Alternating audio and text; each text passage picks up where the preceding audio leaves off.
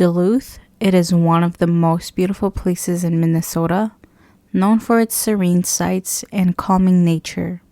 You can't really call yourself a true Minnesotan unless you've gone there at least once. My family often went camping there in the summer, until something happened.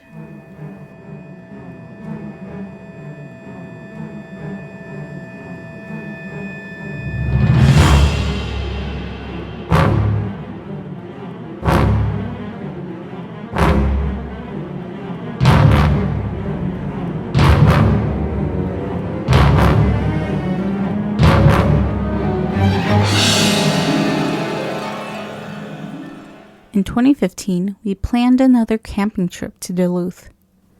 This time around, we went with a significantly bigger group of family members compared to the previous trips. We were joined by my two older uncles who had just come home from Afghanistan. One of them is a Marine, the other is an Army Ranger. My dad also asked my Army uncle to bring along some of his Ranger friends on this trip. With this expanded group, we had a total of 9 families, plus my uncle's 10 comrades, making up a lively crowd of approximately 35 individuals. We chose a beautiful camping area. The main camping area was an open space with a fire pit in the center. This was where most of us set up camp. Approximately 50 yards away, there's a hill that gently slopes downward, revealing a second camp area, completed with its own fire pit and a river that runs next to it. This second area was where my uncle and the rangers set up their tents. Continuing further down from the second camp area, there's another slope that leads to the waterfall and where the river meets Fish Lake.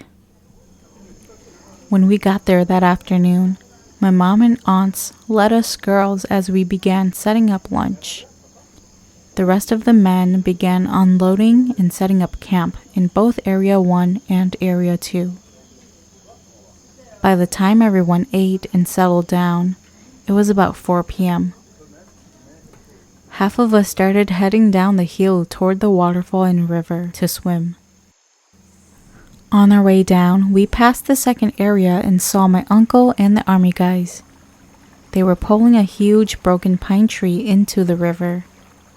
We ran over and helped them secure it across the river, creating a massive bridge right before the ledge where the water falls. We ran back and forth on it a couple of times before we got back on track and headed down to the third area to swim. While swimming, I thought it would be fun to get hit by the waterfall, so I started swimming up to it.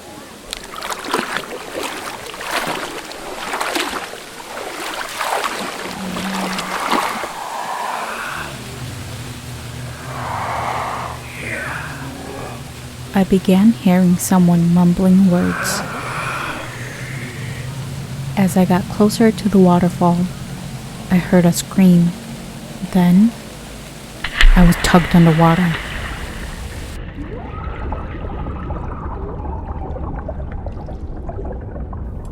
I kicked as hard as I could, and I tried swimming up, but nothing was working. I just kept getting pulled deeper and deeper into the water. I then saw my 2 girl cousins underwater, who came to try and pull me up. They were pulling me up ever so slowly, like I was really, really heavy.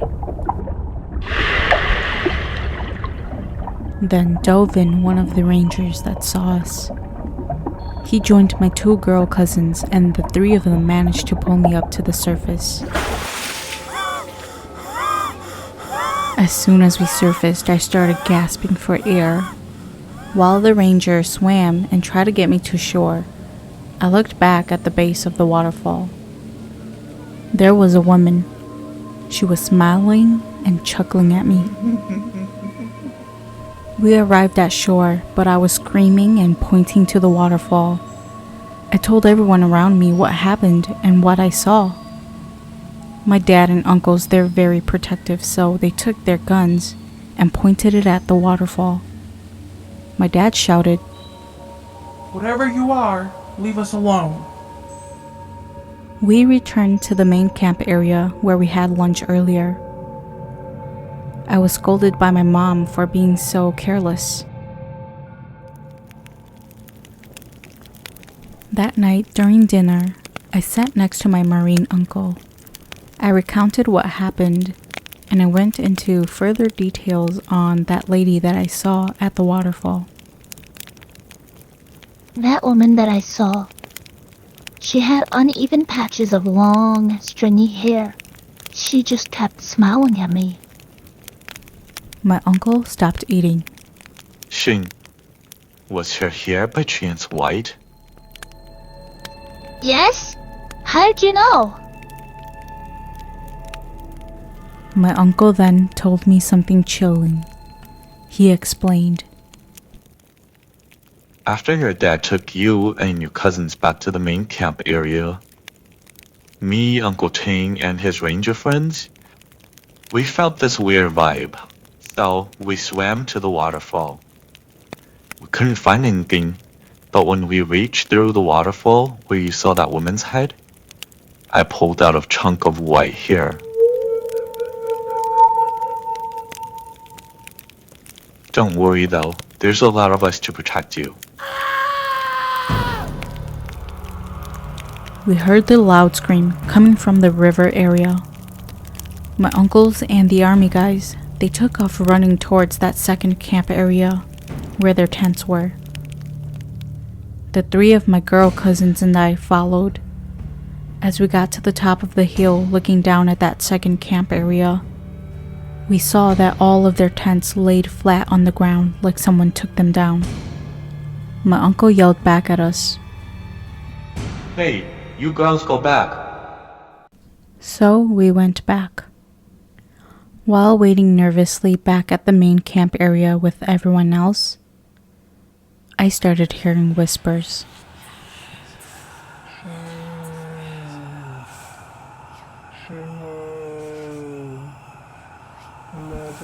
I had the sudden urge to go to the river when I heard this. I slipped away and started walking downhill.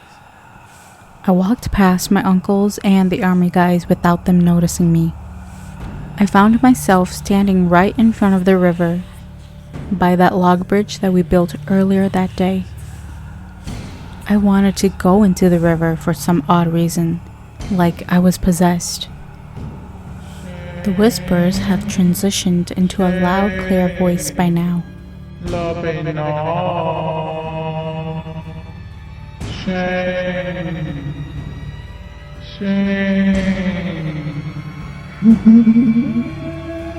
Step by step, I made my way closer to the river.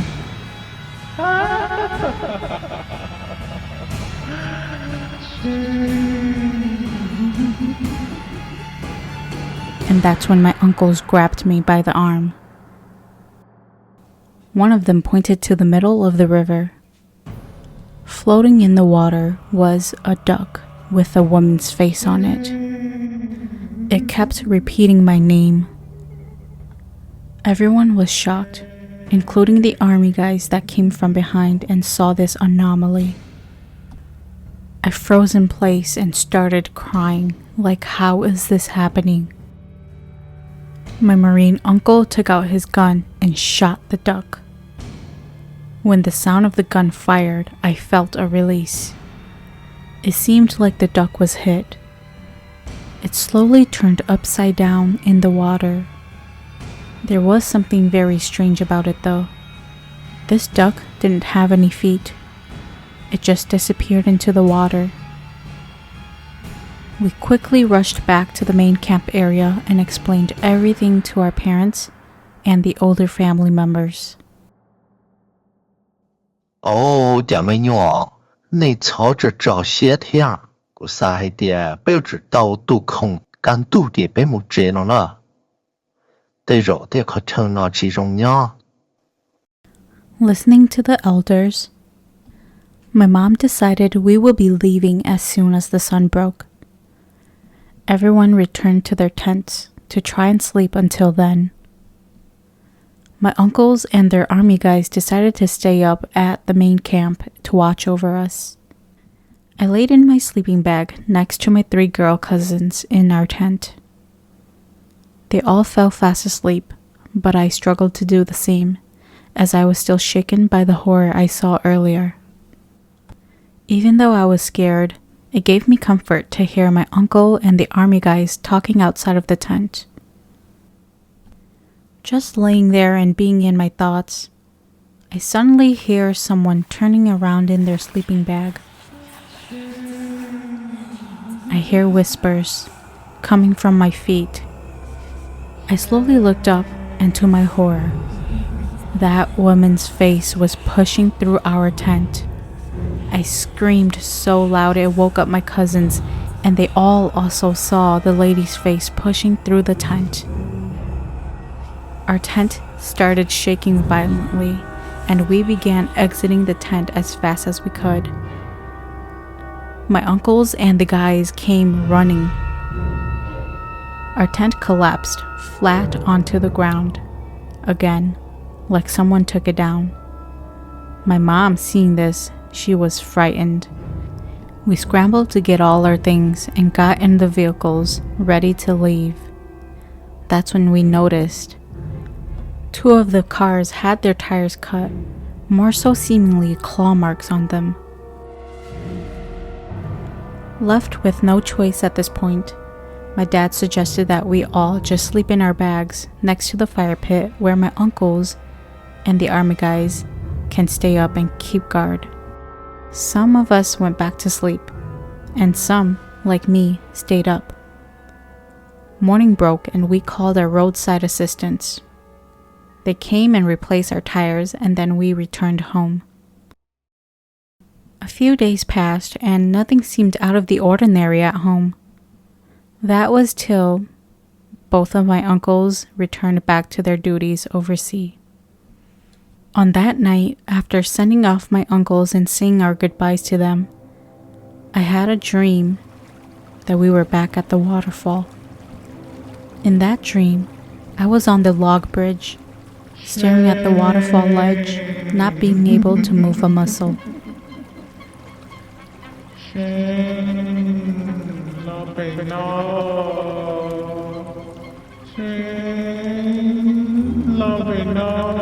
I wanted to run back towards where we had camped.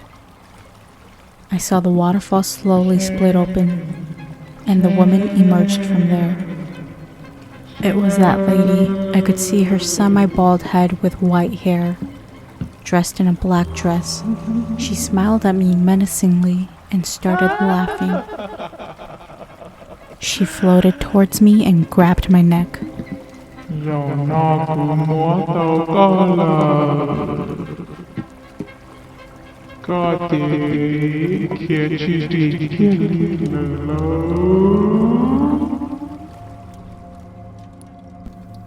I woke up drenched in sweat, not being able to breathe. I went to the bathroom and looked in the mirror. I saw what looked like handprints on my neck.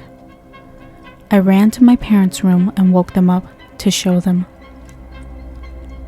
The following day, they had a Nining come over to do a ritual. She explained her findings to us. She said what we had encountered was a strong and vengeful ghost. It wants to take my life in exchange for hers. It grew fond of me while we were there. The Nining advised my parents to do some sort of special Oning ceremony as soon as possible because that ghost lady was so close to already taking me. On the days leading up to the Oning ceremony, my family began seeing the woman in our home. Whenever we were alone somewhere in the house with our guards down, we would see her swiftly walk by or stick out her head and peek out at us from other rooms. We would find long white strands of hair in our food. Finally, the day of the Oning ceremony came. This was one of the longest Oning ceremonies that I've witnessed. After a couple of hours, the shaman finally stepped down. She was so exhausted and explained to us, "There was an accident at that waterfall.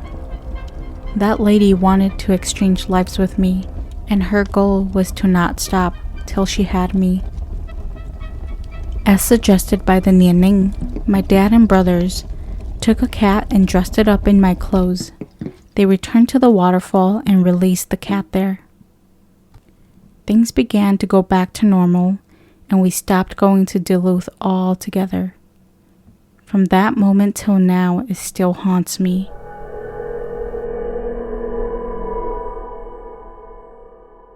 I want to say thank you to the person that submitted this story about their niece.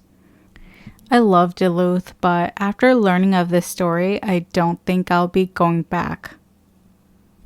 I've heard many people share their paranormal encounters in Duluth, but I think by far this one is the strangest. Like that duck with the human face. Quite honestly, I'm left a bit stumped about the duck. I'm not sure if it has some sort of like symbolization or what the meaning is behind the ghost lady showing up as a duck. If you're a listener and you by chance have any insight into what this could be or what it means, please leave it in the comments section below. I would be interested in reading about it. If you've seen Exuma, the Korean movie, I don't think it's quite horror. It's more thriller, I would say. There's a scene in that movie where they see a snake that has a human face on it. I'm just really curious whether there's any symbolic connection between what these people saw in Duluth and that snake in the movie. Thank you for sticking through to the end. I hope you enjoyed the story, and I'll see you next time.